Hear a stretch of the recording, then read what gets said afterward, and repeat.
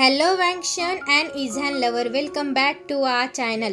Thank you guys आपके प्यार और सपोर्ट के लिए। आपका प्यार और सपोर्ट यूं ही बरकरार रखेगा मेरे साथ। अगर आपने चैनल को सब्सक्राइब नहीं किया है तो प्लीज सब्सक्राइब कर देना। आज हम in another life I would make you stay इस फैन फिक्शन का लास्ट पार्ट देखने वाले हैं। तो कल के पार्ट में हमने देखा कि नी हुआ सांग और मो शियान यू कैसे मिलते हैं। तो गाइस इस पार्ट में क्या होता है हम देखते हैं। आई होप आपको ये स्टोरी पसंद आएगी। यार मो विलेज में इतनी गर्मी क्यों है? हुआ सांग ने पूछा। मैं आपको किस नाम से बुला सकता हूँ क्योंकि हम लगभग एक ही उम्र के हैं, मो शियान यू ने कहा। अगर तुम चाहे तो मुझे मेरे नाम से भी बुला सकते हो, हुआ सांग ने कहा और मोजवांशु की तरफ देखा। तुम क्यों हंस रहे हो? हुआ सांग ने मोजवांशु की तरफ देखते हुए पूछा। आई एम सॉरी, मोजवांशु ने कहा। मोजवांशु ने अपने हंसी को कंट्रोल करते हुए पूछा, तुम्हारा फेस इतना रेड क्यों हुआ है? और यहाँ तक कि तुम्हारे ईयर भी रेड हो गए हैं। बोलो ना हुआ सांग, क्या तुम्हें गर्मी हो रही है? मोजवांशु की बातों पर हुआ सांग ने अपना फेस अपने फैन के पीछे छिपा लिया। ठीक है, मैं अभी यही रुक जाता हूँ। ये कहते हुए मोजवांशु वहाँ से उठ गया और अपने हाथ पोंछते हुए मुस्कुराया और हुआ सांग की ओर मुड़ गया। मैं अब आपको और परेशान नहीं करूँगा, तुम अपना टाइम ले लो और यहाँ मजे लूटो। मैं अब यहाँ से चला जाऊँगा, मोजवांशु ने कहा और वो जाने ही वाला था तभी नी हुआ सांग ने उसे रोक दिया। हुआ सांग को ये नहीं पता कि उसने कब अपने हाथों को मोजवांशु के अराउंड लपेट लिए ताकि उसे जाने से रोकने के लिए। हुआ सांग को महसूस हुआ कि उसका दिल जोर से धड़क रहा है। वो मो शियान यू के फेस के इतने करीब कब आ गया उसे भी नहीं पता। क्या आप कुछ कहना चाहते हैं? मो शियान यू ने पूछा। हुआ सांग बहुत चौंक गया था जब उसने खुद को मो शियान यू के इतने करीब देखा। हुआ सांग की नजर हर समय उसके चेहरे पर थी। मो शियान यू पीछे हट गया और कुछ समय हुआ सांग को दे दिया उसे अपने शौक से बाहर आने के लिए। मो शियान यू को हुआ सांग की अटेंशन पसंद आई। ये कोई बैड अटेंशन नहीं थी जिससे वो हर समय छिपता था। मुझे लगता है अगर वो अकेला भटकेगा तो हुआ सांग यहाँ खो जाएगा, मो शियान यू ने मन में सोचा। अगर आपको कोई परेशानी नहीं है तो आप तब तक मेरे साथ रह सकते हैं जब तक आप अपने क्लैन में वापस जाने का फैसला नहीं करते तब तक, मो शियान यू ने कहा। हाँ जरूर, हुआ सांग ने मुस्कुराते हुए कहा। मो शियान यू ने उसका हाथ पकड़कर कहीं पे ले जाने लगा। ये पहली बार था जब हुआ सांग को कुछ महसूस हो रहा था। उसके ज्यादा कभी दोस्त नहीं थे क्योंकि हर कोई उसके बड़े भाई से डरता था, पर इस बार वो अचानक किसी के इतने नजदीक आया था। हुआ सांग को ये महसूस हुआ कि ऐसे बहुत सी बातें ऐसी है जो उसे अभी तक नहीं पता। वो बिना कुछ कहे सिर्फ मोजवांशु के पीछे जा रहा था। मोजवांशु उसे मार्केट की ओर ले गया। क्या आप कुछ खरीदना चाहते हैं? मोजवांशु ने पूछा और उसने एक शॉप की ओर इशारा किया जिसमें डिफरेंट टाइप्स के हैंडमेड फैंस थे, पर हुआ सांग की अटेंशन कहीं और ही थी। नहीं, मुझे ये नहीं चाहिए, हुआ सांग ने कहा और मोजवांशु का हाथ पकड़कर मेकअप प्रोडक्ट की शॉप पर चला गया। हुआ सांग एक हाथ से मेकअप के डिफरेंट टाइप के प्रोडक्ट चेक कर रहा था, पर एक हाथ अभी भी मोजवांशु के हाथ के अराउंड लिपटा हुआ था। मो शियान यू, आप अपना मेकअप कहाँ से खरीदते हैं? हुआ सांग ने पूछा। मो गांव में हर कोई जानता है कि मो शियान यू को कैसे प्रोडक्ट अच्छे लगते हैं, लेकिन मोजवांशु को ओपनली इसके बारे में बताना उसे अच्छा नहीं लगता। तभी उस शॉपकीपर ने उन्हें फेस पाउडर दे दिया। हुआ सांग ने पाउडर कंटेनर को खोल दिया और थोड़ा पाउडर अपने फेस पर लगाने लगा, पर हुआ सांग को ये ठीक तरह से लगाना नहीं आ रहा था। क्या आप मुझे ये लगा सकते हो? हुआ सांग ने पूछा। मो शियान यू ने मुस्कुराकर अपना सिर हिलाया और पाउडर को अपने हाथों में ले लिया। आपको इसे अच्छी तरह से मिक्स करना होगा, नहीं तो तुम एक घोस्ट की तरह दिखोगे, मो शियान यू ने कहा। उसने हुआ सांग का पूरा मेकअप किया, पर वो अंदर से थोड़ा घबरा गया कि अब हुआ सांग को ये मेकअप पसंद आएगा कि नहीं।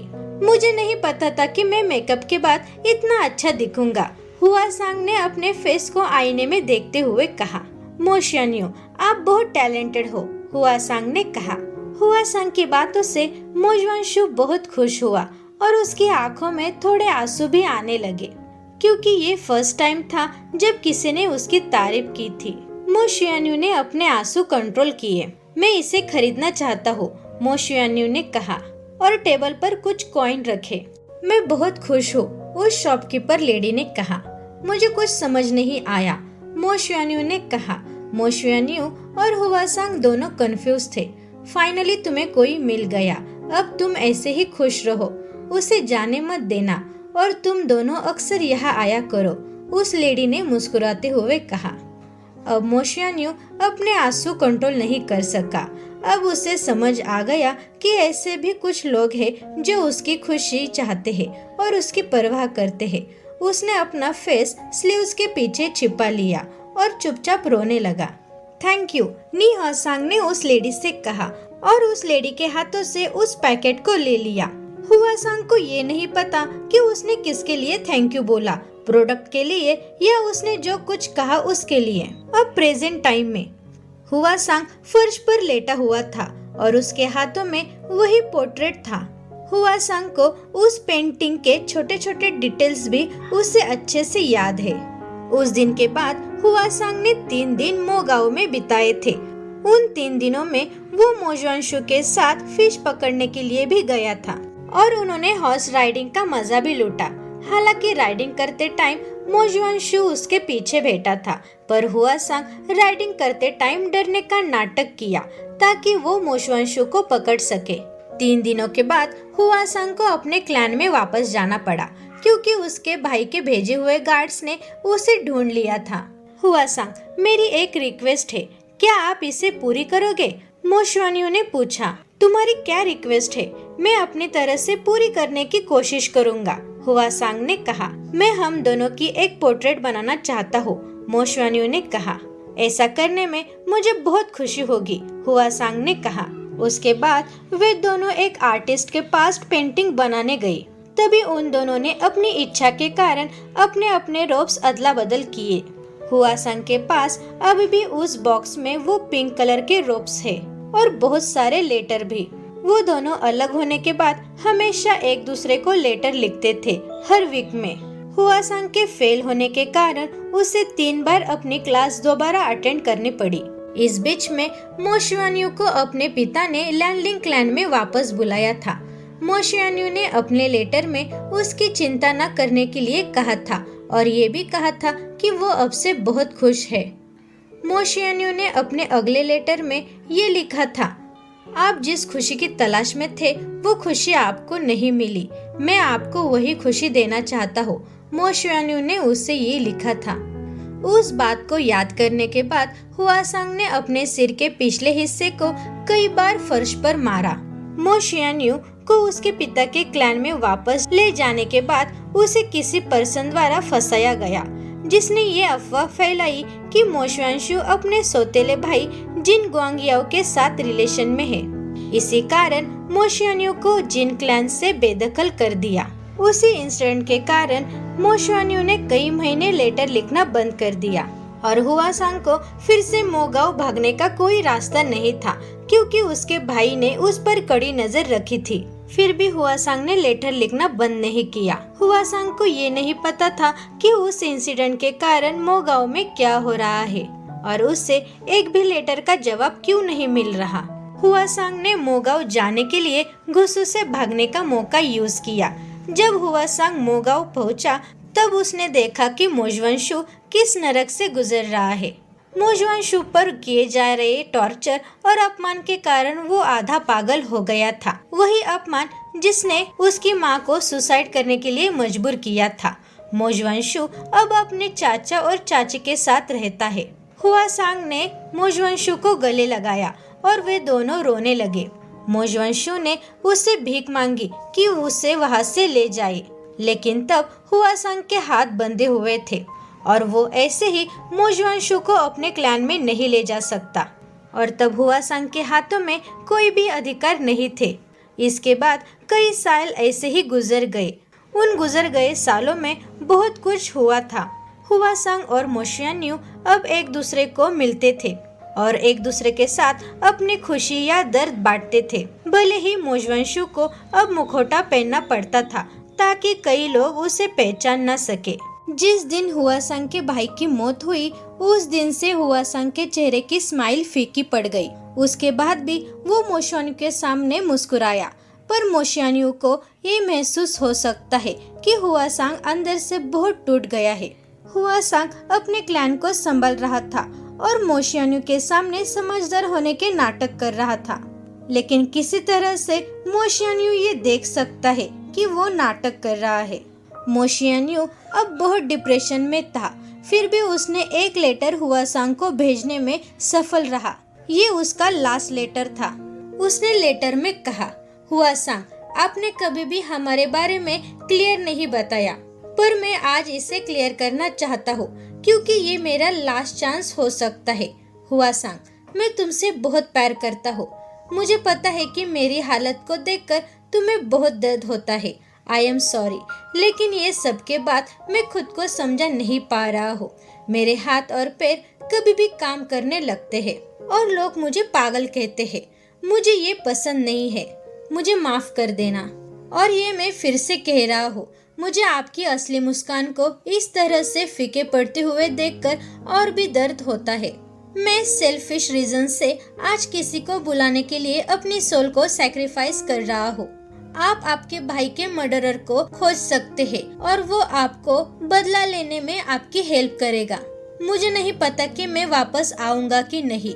अगर मैं खुद नहीं आ पाया तो आप मुझे वापस ले आने में हेल्प करो, यह मेरी लास्ट रिक्वेस्ट है। यदि आप मेरे फीलिंग्स को एक्सेप्ट नहीं कर सकते तो मैं इसे आपसे और अपने कानों से सुनना चाहता हूँ और मेरे सैक्रिफाइस को यूं ही वेस्ट मत जाने देना। अगर मुझे इस लाइफ में रिटर्न आने का कई मौका नहीं मिला तो मैं वादा करता हूँ कि नेक्स्ट लाइफ में आपको फिर से परेशान करने के लिए वापस आऊंगा। तब तक आप अपना ख्याल रखना, तुम्हारा मोशियान्यू। उसके बाद जो कुछ भी हुआ था वह अभी भी हुआसांग को एक डेंजरस ड्रीम जैसा लगता है। उसके बाद हुआसांग ने बहुत बार कोशिश की अपने लवर की सोल को इस दुनिया में वापस लाने की, पर वो फेल हो गया। मोशियान्यू की सोल के टुकड़े इतने सेंसिटिव थे कि एक छोटी गलती के कारण वो दुनिया से हमेशा के लिए नष्ट हो सकती थी। क्या मैं आपकी रिक्वेस्ट को कभी पूरा कर पाऊंगा? मेरे पास तुम कब वापस आओगे मोशियान्यू? हुआसांग ने खुद से कहा। अचानक उसके दरवाजे पर किसी ने नॉक किया। क्लैन के लीडर, कोई है जो आपसे मिलने की रिक्वेस्ट कर रहा है, एक गार्ड ने कहा। उन्हें वापस जाने के लिए कहो, मैं अभी बिजी हूँ, हुआसांग ने कहा। क्लैन के लीडर, उन्होंने मुझे स्टीम बंस ये वर्ड बताने के लिए कहा था कि आप समझ जाएंगे, उस गार्ड ने कहा। ये वर्ड सुनकर हुआसांग बाहर दौड़ने लगा। अब कोई भी वर्ड उसकी फीलिंग को नहीं समझ पाएंगे। उसने देखा कि कोई उसके सामने खड़ा है। फेंट पिंक कलर के रोब्स में उसके बाल उसके कमर तक जा रहे थे। उसके चेहरे पर मेकअप था और उसकी आँख के नीचे एक छोटा निशान था। क्या तुम मेरे साथ नहीं आओगे? उसने मुस्कुराते हुए हुआसांग की ओर हाथ बढ़ाते हुए कहा। मैं जरूर आपके साथ आऊंगा, हुआसांग ने कहा और अपना हाथ उसके हाथों में देने के लिए जरा भी संकोच नहीं किया। अगले दिन एक खबर ने पूरे कल्टीवेटर वर्ल्ड को हिला दिया। नी क्लैन के लीडर ने अपने खुद की जान ले ली। जब एक गार्ड कमरे में गया था तो उसने पूरा कमरा खून में लथपथ देखा और कमरे के अंदर एक एरे को बनाया था।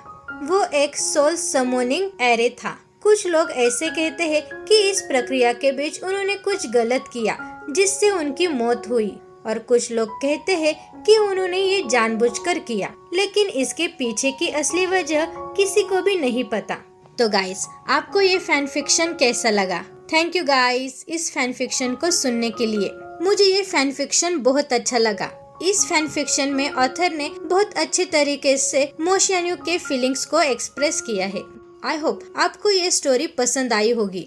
थैंक यू गाइज आपके प्यार और सपोर्ट के लिए। अगर अपने चैनल को सब्सक्राइब नहीं किया है तो प्लीज सब्सक्राइब कर देना और कमेंट में ये जरूर बताना कि ये फैन फिक्शन आपको कैसा लगा। Thank you guys.